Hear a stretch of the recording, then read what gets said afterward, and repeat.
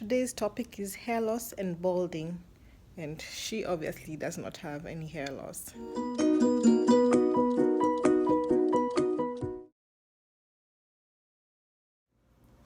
Hi guys, so today I'll be talking about hair thinning. The topic is hair thinning and balding, and some things you can do to help hair growth. I'll talk about my experience and with what happens with my hair and how that has led me to do some research on what causes hair thinning and what I can do about it. In my case, I believe that partly it's genetic. So I'm gonna go through the causes and just tell you what the causes are. Also, I'll talk about it and as I go along. Partly it's genetic because both my mom and dad had hair thinning and balding. Uh, if you read about balding and hair thinning, there are different types. There's like female type, there's a male type. Um, my parents had this, and I believe that I also got it because I have that genetic component of it. Part one of this is genetics. The second one is hormonal. There's a hormone called not 5-HT, it's DHT. uh, I can't remember the D, but I think it's something hydroxytestosterone. I'm gonna probably write it down somewhere. And it's related to testosterone and androgens, and this is a cause of hair loss. It's actually like a documented cause of hair loss, and it's also associated with acne, especially in males, but can also happen in females. And it's a main cause of male balding, which causes the hair to like thin out on the sides and thin out in the middle, and causes that kind of receding hairline. um, Nutritional. I am anemic. I am a person who has anemia, so that is also known to cause hair loss. It's like when you're pregnant and you need all of these things to like boost your hair growth. If you notice, like when women are pregnant, sometimes their hair grows, and then after the pregnancy they start to lose hair. It's because of, partly apart from hormones, it's also because they are lacking certain nutrients, or certain nutrients are not present in their body, so they start to lose the hair. So like you in terms of like supplements or minerals, you need things like zinc, iron, biotin, vitamin C, vitamin D. um, Also, race, like especially in African American or black people, it has they are known to have more of certain hair losses. For example, there's an alopecia called central centrifugal psychiatrical alopecia, or CCCA, and that is also has been noted together with the hormonal part to cause some types of hair loss or balding. And you can research all of this like on like websites like WebMD or the Mayo Clinic. You're able to research and do your own research and see the causes of hair loss or balding and things like that. So yeah, so what maybe it didn't used to bother me when I was younger, but as I grew older and I moved abroad, I noticed that my hair would fall off like really bad. And so partly I guess it's environmental, because I've noticed it was more of like a seasonal issue.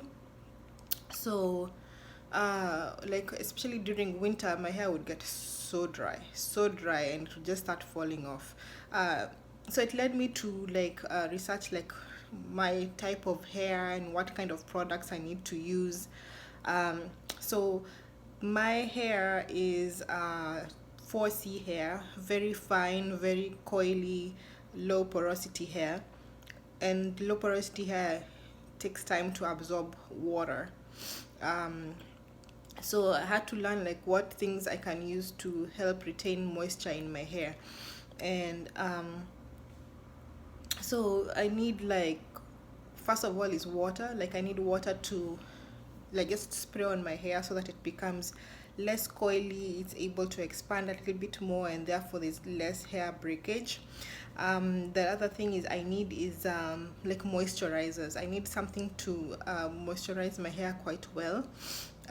What has worked for me is through a lot of research and buying stuff in the stores, a lot of money spent, has been like glycerin, shea butter, and not all shea butters. I like right now I'm using something with palm oil, shea butter, and I noticed that it works. It's like a, some of them are thin moisturizers, some of them are thick moisturizers.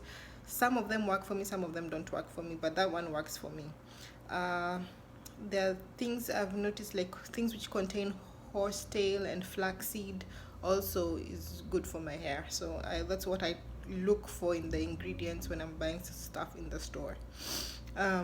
And then oils, I might use things which have oils, like either oils separately or oils in my moisturizer, things like almond oil, jojoba oil. I also use like peppermint essential oil, or sometimes even tea tree oil, just for my scalp to stimulate my hair follicles, so that like it promotes growth, it reduces any scalp issues. um, I noticed that when I used coconut oil, and that this is even from when I was younger, because I come from an area which we use a lot of coconut, but it didn't really used to work for my hair. In fact, I would get like eczema or some dandruff when I used coconut oil. So I don't really use coconut oil these days.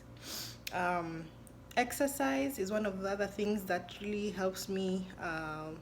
I notice that really helps my scalp and my hair, because when I exercise, I really like sweat a lot from my hair follicles in my on my head, and then it kind of like removes toxins, it removes the sweat, it helps my hair grow faster. um, and then other things that also might help are the of course nutrition, diet.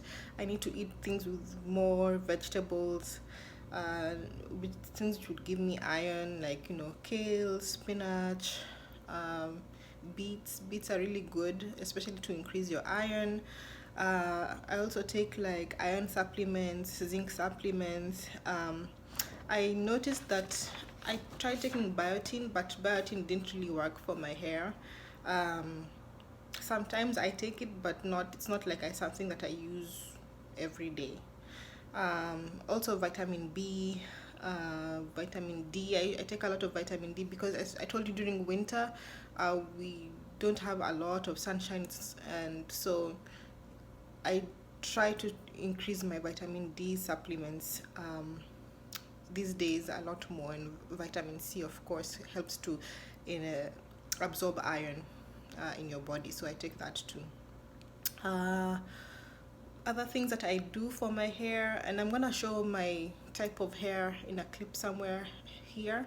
I'll also show you the products in a clip somewhere, as you see the video.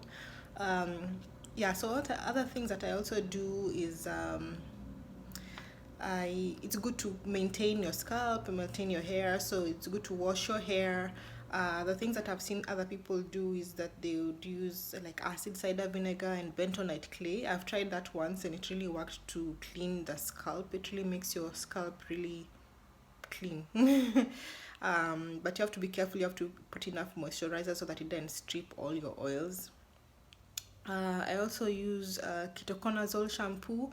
Not all the time. I don't really have dandruff a lot these days, but I use it once in a while to just make sure that I don't have like issues of dandruff on my hair. And then other people have used things like like hair growth, miracle grow, um, things online for hair growth, things like when I went to my dermatologist once, he prescribed for me, like minoxidil or finasteride, uh, which is like the Rogaine. That did not work for me. It actually made my hair, like, lose my hair faster. I was so scared. I was like, I can't continue with that. I've just been maintaining it naturally since then. The magic hair growth oils, I've not seen any difference with them, so I don't really buy them. I'd also do like protective hairstyles. So I usually, like, if I wash my hair, I would like do some cornrows or bantu knots so that it just keeps the hair moisturized for longer. And also, it's good to, as I said, to take care of your hair. So if you can do that professionally, like go to your hair salon, have your split ends cut, do like a professional hair and scalp treatment. That is also good for maintaining growth. And then it depends on how you treat your hair. Like, are you doing perms? Are you doing natural hair? Whichever type of treatment you're doing for your hair. If it's a perm, then you know you have to maintain your hair often because you are weakening your hair. And if it's like natural hair, you also have to make sure that you're maintaining your hair so that depending on your hair type, you know, you're not having like hair breakage and things like that. And it can be quite tedious maintaining, so you might be tempted to just let go of your hair, and then in the process your hair starts to suffer in the process. So yeah, you just have to keep maintaining a good hair regimen. um, yeah, so I mean, you guys can tell me what you guys do to maintain your hair, to retain your hair, to for hair growth. Uh, my hair gets really, as I told you, it gets really tight, very coily, so I have to straighten it once in a while just to expand the hair follicles, so that it doesn't break, um, and it's easier to maintain. So I do texturize my hair once in a while so that it just is easier to maintain, especially in my busy work schedule. But I also try to maintain it with what I've told you.